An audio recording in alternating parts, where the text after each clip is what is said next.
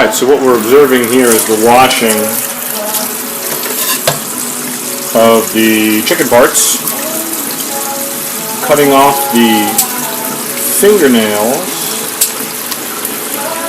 of the chicken feet.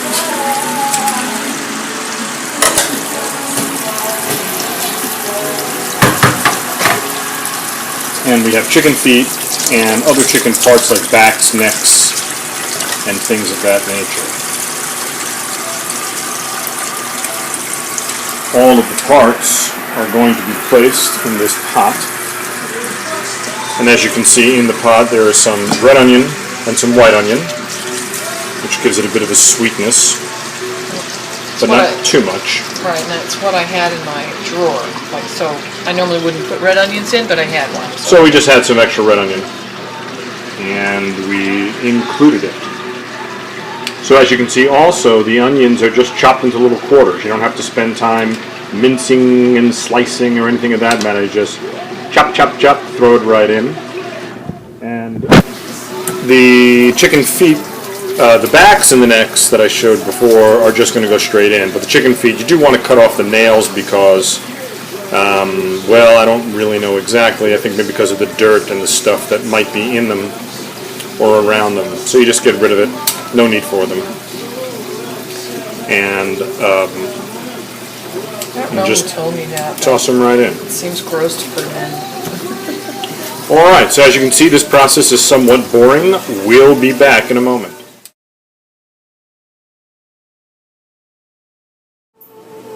Okay, we're back. As you can see, we've decided to have a glass of afternoon wine, a little rosé spritzer, while we make the broth. Also here, we have some fresh garlic scapes. We're going to add these garlic scapes to the broth to give it a garlicky, scapey flavor. We're also going to be adding, what are these?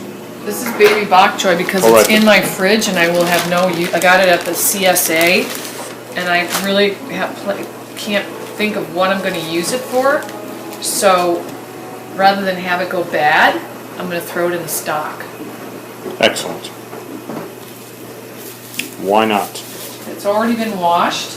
Now, here's an important thing to remember about the classic combination of onion, carrot, and celery. The proportions do make a difference in how the stock tastes in the end. I usually don't worry about it too much, but it's always nice to know that you want a 2-to-1-to-1 ratio, onions, celery, carrots. So 50% onions, 25% celery, and 25% carrots to make up the aromatic vegetables that will actually flavor the stock. So I've already put in the onions. I feel like if I add this one more half onion, I'll be at 50% compared to these two. And then these have to be washed and, you don't have to trim them too much, you just got to get all the dirt off, obviously. You don't want that in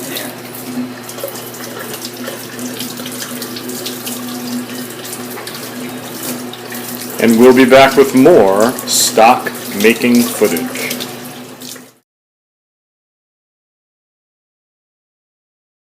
Alright, we're back. I wanted to show you a picture of what the scapes look like out of the plastic bags. You can get an idea of what these crazy, curly, cute guys look like. They're really great roasted on their own or with other vegetables, but these I've had for a while and they're on their last leg, so they're still fine though, but I'm going to put it in the stock. And you're going to cut them or just put them right in? No, I'm going to throw them in just like this. But they have a mild garlic flavor, so it's equivalent to throwing in a clove or two of garlic. But the point of showing you all this is how simple it is to make this stock. You don't have to cut up and dice and mince and all that. You just toss it right on in. So if you look now, you'll see that the ingredients are just throw the scapes in, you throw the bok choy in, you throw the onion in, you throw the chicken feet in, you throw the chicken backs in, you just throw them all in there. And then no fancy, smanchy cutting. Fill it with water. Okay, and now, so we're filling, this is fresh filtered water. And it won't, the tank of the water probably won't be enough. to fill the entire pot, but it may take 2 or 3 or 4 of these. But the point is you want to fill it so that, what is it again, about an inch above all your stuff. So you want to make sure that the water fills enough so that it's an inch above all of the ingredients that are in the pot. And what's the reason for that? That's about enough water. So that's sort of your gauge of how much water you should put in. And now, and then this is organic, raw, unfiltered apple cider vinegar. Bragg's makes a great product. It's got what they call the mother in it. I'm not exactly sure what it is. I just know it's really good for you. And you want to put in, 1/4 cup, so about like that much in there. And that will help leach out all the minerals out of the bones. right. And the No one thing salt. about this, Do right, not I was add gonna, salt. right, do not add salt yet. Another point about the broth is, I've learned that if you want to get the most out of the vegetables, you would put the vegetables in later. But why bother? You get plenty of vitamins and minerals from the vegetables, putting them in first, and it's a lot easier to do it that way. All right, more on homemade bone broth in a moment.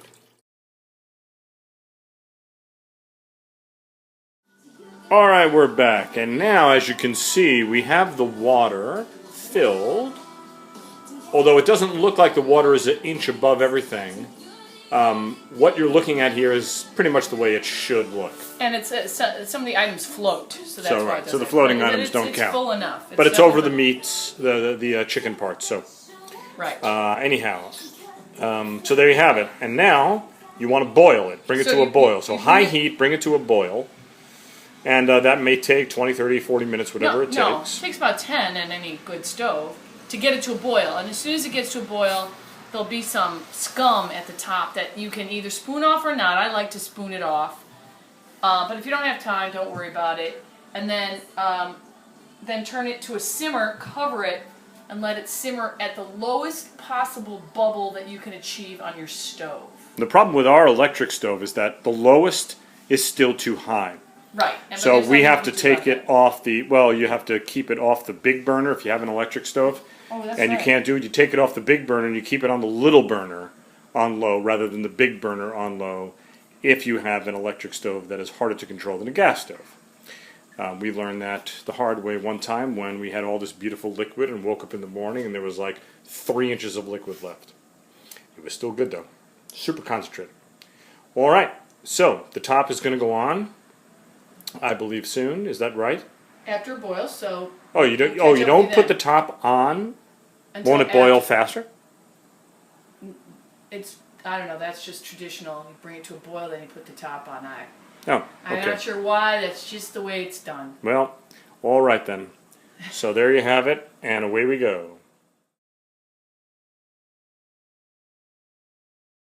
Welcome back. We are now at the point where we're going to skim the scum. It's gross, but it really, I've done it where I didn't skim it and it sort of just goes away. But every book I've ever read about making stock, you skim the scum. I remember my mother skimming the scum, so it's sort of like I feel like it has to get done. And you don't have to get it all; just get the majority of the scum. And of course, she could also take a paper towel and put it underneath the spoon, so that as she brings the scum across the rug, it wouldn't. But that's Linda for you. That takes too much time. And so I'm going to get the majority of the scum. See, it's getting ready to go to a full boil. And just before it goes to a full boil is the best time to skim the scum. And This is probably the most labor-intensive part of it. The Right. last time I made broth, I didn't do this. right, I don't think it's necessary for health or taste or anything. I don't know, it's one of those things that's just always done and it's been done. It's just the way it's done. All right. So that's it on skimming the scum. Now I'm going to transfer to a smaller burner onto low to continue Continue simmering. cooking, she means to say. Continue simmering, and so now you put the cover on. You turn it to low, and not only will I turn it to low, but I will also transfer it because, yeah. I think it's on the small burner right now. No, that's the big burner. Oh. Big. All right. This small one, though, I don't think works. That's the only problem. So And just on the side, what are we cooking right here? this is going to be. I'm making a pork country pâté. So the pâté du campagne, French country pâté for snacking throughout the week. But All right. Turning it down and transferring. Oh, thought you were going to. hopefully it didn't break while I did that. Supposed to ask. All right. See you soon.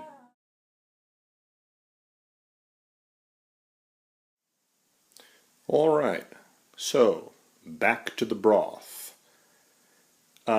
It's now Sunday morning, so the broth itself had cooked for about a little more than 24 hours. And this is what you see after all of the broth has been taken out.